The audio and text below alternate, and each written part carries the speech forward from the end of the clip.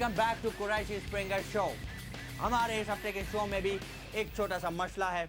उस मसले के पीछे इन्वॉल्व लोग हैं, उनकी थोड़ी सी हाथापाई है, थोड़ी इंटरटेनमेंट है। उसको देखने के लिए आप लोग प्लीज़ यहाँ पे बैठे रहें और हमारा नेक्स्ट सेगमेंट देखें। उसके बाद हम वापस आते हैं अपना नया मसला और अपने नए गेस्ट लेके।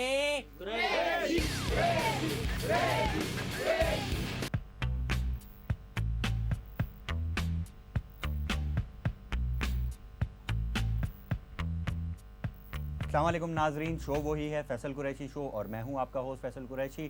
चूँकि ये शो मेरा अपना बनाया हुआ शो है, फॉर्मेटिंग भी मैंने की है, इसलिए मैं आपको ये बताता चलूँ कि इसमें मेहमान भी मैं ही बुलाता हूँ। आज जो मेहमान मैंने इस शो में बुलाए हैं वो एक राइटर हैं, अदीब हैं, मुसन्निफ़ हैं, कलम निगार हैं, पता नहीं क्या हैं, शायर भी हैं शायद। तो आइए इनसे पूछते हैं कि क्या क्या हैं। आप क्या क्या हैं? राइटर तो आप हैं ही, हमें पता चला था कि आपने बड़े नॉवेल्स लिखे हैं, बड़े खूबसूरत आपके अफसाने भी छपे हैं और रेहाना डाइजेस्ट में भी आपने कुछ लिखा है, वो भी हम लोगों ने पढ़ा था। मैं आपकी वो किताब भी पढ़ी है मैंने, वो सफ़र के रास्ते, वो बहुत अच्छी किताब थी माशाल्लाह। और उसके अलावा आप ये बताएं कि सफ़र के रास्ते से आगे जो आपने सफ़रनामे लिखने शुरू किए, वो ज़िंदगी में क्या चेंज थी? क्या क्या आपको किसी ने सफ़र का मशवरा दिया था या आपको सफ़र का शौक़ था, या वो आप सफ़र करते भी थे, या वो सफ़र अंग्रेज़ी वाला सफ़र था? ये भी एक सवाल है जो लोग हमसे अक्सर करते हैं। तो हम आज डॉक्टर साहब से पूछेंगे कि आप ये बताएं कि आपका जो नेक्स्ट नावल है वो भी एक सफ़रनामा है, मैंने सुना है, मुझे मालूम है वो सफ़रनामा है। तो वो जो सफ़रनामा है उसमें और आपने जो पहला सफ़रनामा लिखा था सफ़र के रास्ते, उन दोनों में क्या फ़र्क है? क्योंकि मैंने जो आपका ये वाला नावल पढ़ा है और सफ़र के रास्ते पढ़ा है, तो मुझे जो फ़र्क महसूस हुआ है वो ये है कि उसमें आपने सफ़र पे फोकस किया है, लेकिन इसमें आपने अंग्रेज़ी वाले सफ़र पे फोकस किया है। क्योंकि जो सफ़र में आदमी सफ़र करता है वो भी एक तरह की तकलीफ़ होती है। और इसी बात के साथ फैसल कुरैशी को इजाज़त दीजिए और अगले हफ्ते फिर हाजिर होंगे सेम फैसल कुरैशी शो के साथ। देखना मत भूलिएगा हमारे इसी चैनल पे। खुदा हाफिज़।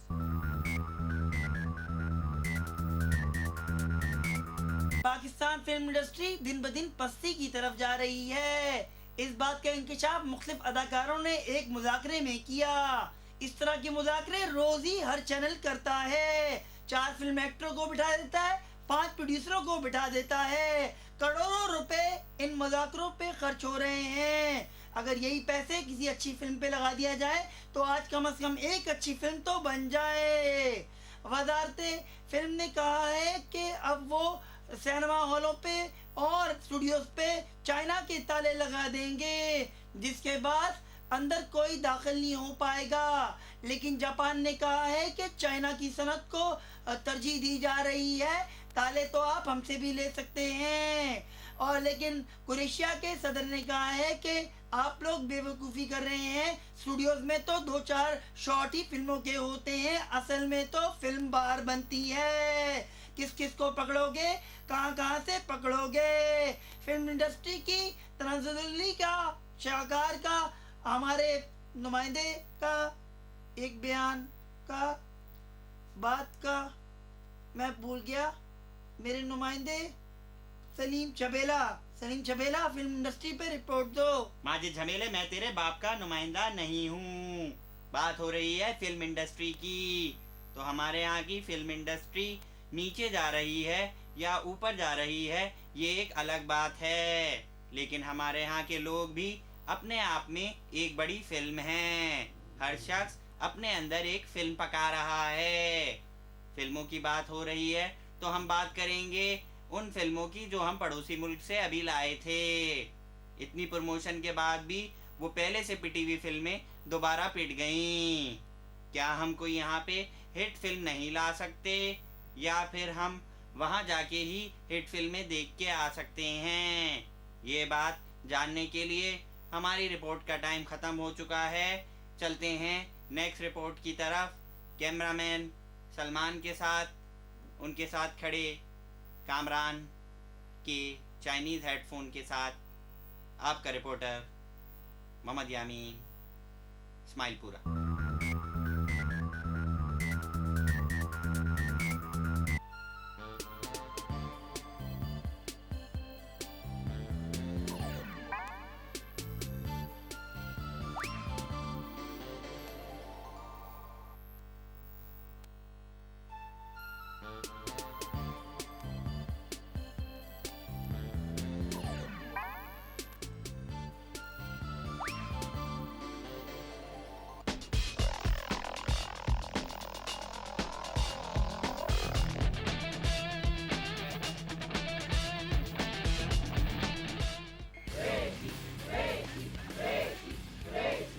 Welcome back to Qureshi Springer show. और आपको जिस चीज़ का इंतजार था वो यहाँ पहुँच चुकी है, यानी हमारे आज के गेस्ट। आइए उनसे बातें करते हैं और उनसे पूछते हैं कि उनको क्या मसला है। क्या मसला है भाई? सलामकुम जी, मैं एक चैनल का ओनर हूँ और हमारे चैनल पे इल्ज़ाम लगाया जाता है कि हमारे चैनल पे घटिया प्रोग्रामिंग चलती है। इसके अलावा हमारे चैनल पे जो एक्टर्स काम करते हैं वो मेयारी नहीं होते। कोई भी मुंह उठा के अगर हमारे ड्रामों में काम करना चाहता है तो उसको करने देते हैं। और इसके अलावा हम पे बहुत सारे और भी आरोप हैं कि हम गैर मुल्की विदेशी चैनल चला रहे हैं, जो ऐसी गलत बात है। यानी कि चैनल तो पाकिस्तानी है लेकिन उसके अंदर जो प्रोडक्ट है लोग इल्ज़ाम लगाते हैं वो विदेशी है। ऐसी बात नहीं है, हम विदेशी कल्चर को प्रमोट नहीं कर रहे हैं, हम इस परमेष्टा के ख़िलाफ़ हैं। एक और चैनल ओनर को बुलाएं ताकि ये बहस आगे बढ़े। तो आप लोगों का क्या ख्याल है, दावत दी जाए उन्हें स्टेज पे?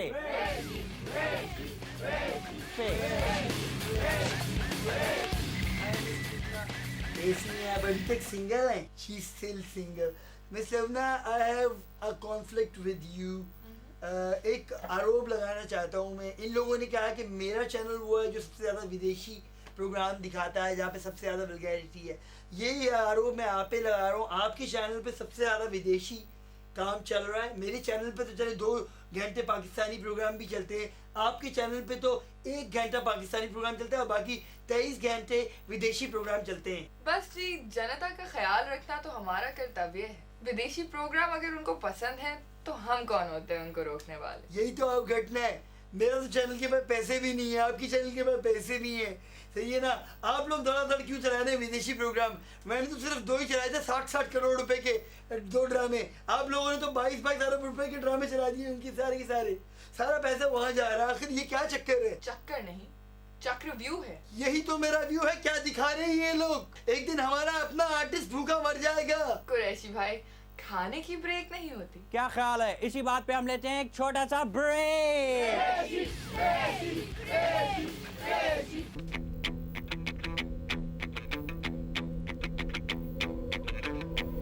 बिजली का मसला दिन ब दिन बढ़ता जा रहा है। अवाम इस मसले में जकड़ी हुई है। देखते हैं अवाम इन मसाइल से जो दो चार है इसमें क्या कहती है। अवाम कहाँ से लेगी फिलहाल? बट सब आप बड़े डाउन से लग रहे हैं आज। आपको कोई है शिकायत बिजली के मसले से? मुझे ये बड़ी बुरी तरह शिकायत है बिजली के महकमे से। मेरा ख्याल है कि जी बिजली के महकमे में बेहयाई है। बट साहब लेकिन बेहयाई तो वो 2-3 जो फैशन चैनल खुले नहीं, उनमें नहीं है। बिजली के महकमे में बेहयाई है। बट साहब वहाँ पे नंगापन है। बट साहब लेकिन आप जर्मनी में गए हैं, जापान में रहे हैं, वो तो वहाँ पे है। नहीं, यहाँ तारे नंगी है। जी बट बिजली की तारे नंगी होती है। जी। मैं जर्मनी में होता था, वहाँ पे लोग तारे नंगी नहीं होती थी, लोग होते थे। जी बट साहब। यहाँ पे उल्टा है, यहाँ पे तारे भी और लोग भी। बट साहब यहाँ लोग भी? हाँ, छोटे छोटे बच्चे नंगे जो है नहर में नहा रहे होते। अच्छा, मैं समझा, पता नहीं आप क्या समझे? मैं समझा वो जो फैशन नहीं, अच्छा वो नहीं। बट साहब लेकिन आप रो क्यों रहे हैं? आपको हुकूमत से कोई शिकायत है? वजह क्या है? घर में बीवी से लड़ाई करके आए हैं? कोई मसला जॉब से निकाले गए? बट साहब आप रो रहे हैं? नंगी तारे, मेरा कजन विक्की। बट साहब क्या विक्की तार से चिपक गया था? या तार विक्की से चिपक गई? या तार विक्की के ऊपर गिर गई थी? या विक्की छठे माले तार के ऊपर गिर के उलझ गया था? बट साहब क्या तो उसने तार पकड़ ली थी? पानी। बट साहब इस पे एक अलग प्रोग्राम, इस पे नोट करो हमें, इस पे भी एक प्रोग्राम करना है। पानी का मसला भी है बट साहब, वो नहीं हम कर सकते। जी हाँ, अब बताएं विक्की के साथ क्या हुआ? साहब क्या हुआ? विक्की मेरा कजन था। जी बट साहब। मैंने इसे कहा विक्की बेटा जाओ कुंडा डाल दो तार पे। वो चला गया कुंडा लेकर, नंगी तार थी, कुंडा डाला तार। बट साहब का बड़ा जेन्युइन मसला है जी। लेकिन हम बात पूछते हैं, बट साहब हुकूमत से कोई शिकायत है आपको? थोड़ी सी। चेक बाउंस हो गया। चेक बाउंस हो गया? विक्की बाउंस हो गया, इधर चेक बाउंस हो गया। अच्छा, हुकूमत ने जो चेक, अच्छा वो बाउंस हो गया। हुकूमत से मेरी गुजारिश है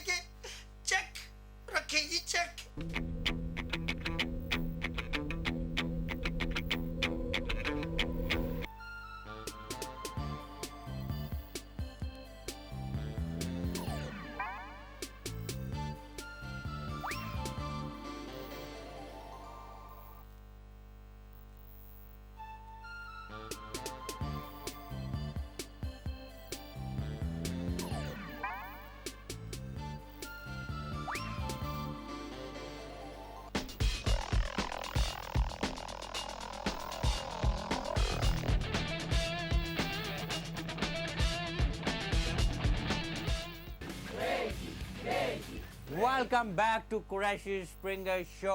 हाँ, तो हम कहाँ पे थे? वही कुरैशी भाई, हम तो फिर भी विदेशी आइटम चला रहे हैं, चलो वो ठीक है, किसी के पल्ले तो पड़ रहे हैं, लेकिन एक बंदा है सलीम बिहारी, वो पता नहीं कौन सा आइटम चला रहा है, कौन से मुल्क की जबान चला रहा है, कौन समझ रहा है और क्यों चला रहा है, वो उसको बुलाए मुकाबले में, उसको बिठा के उससे पूछे। तो फिर उनको भी स्टेज पे बुला लेते हैं, उनको बुलाएं भाई स्टेज पे।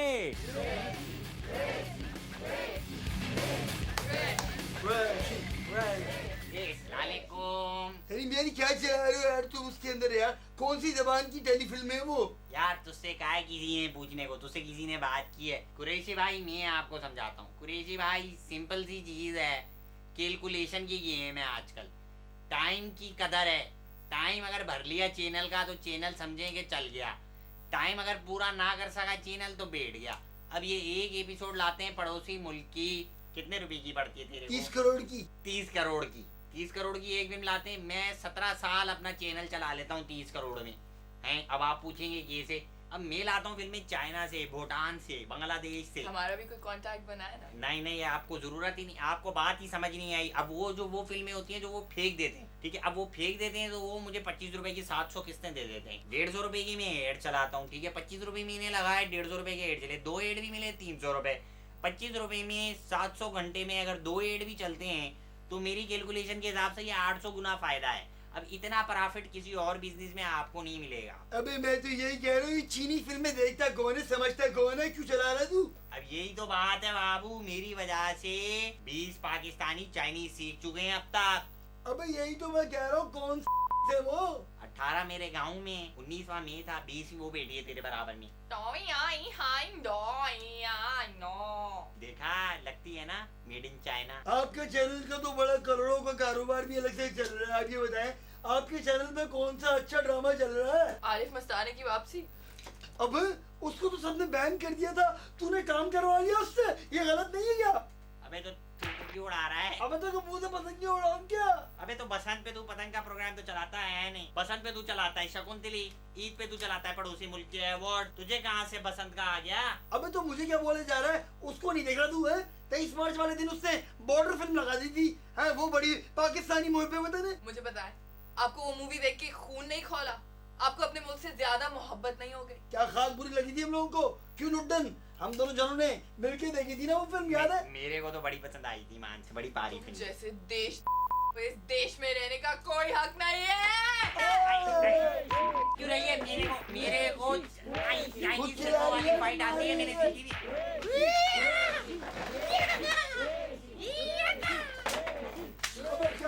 मुझे ये क्या मान रहा है तू? खुद चाइनीज फिल्मों की हिंदी फिल्में जैसा कि आप लोग देखना कि हमारा आज का टॉपिक थोड़ा सा बोरिंग होता जा रहा है, लेकिन हमारा जो नेक्स्ट सेगमेंट है वो बोरिंग नहीं है, इसलिए लेते हैं नेक्स्ट सेगमेंट के लिए छोटा सा ब्रेक।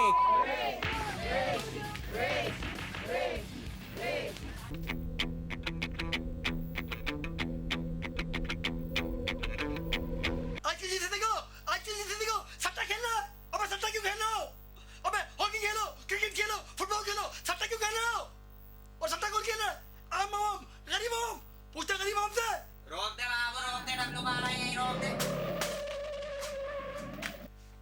अबे गरीब आम है तू? तेरे को अमीर लग रहा हूँ क्या? नहीं बे, ये बता सट्टा क्यों खेलने पे?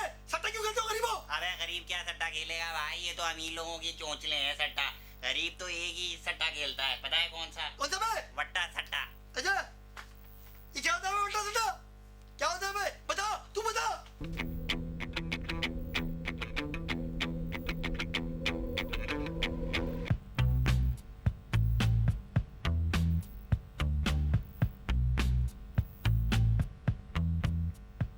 अस्सलाम वालेकुम नाजरीन, शो वही है फैसल कुरैशी शो और मैं हूं आपका होस्ट फैसल कुरैशी।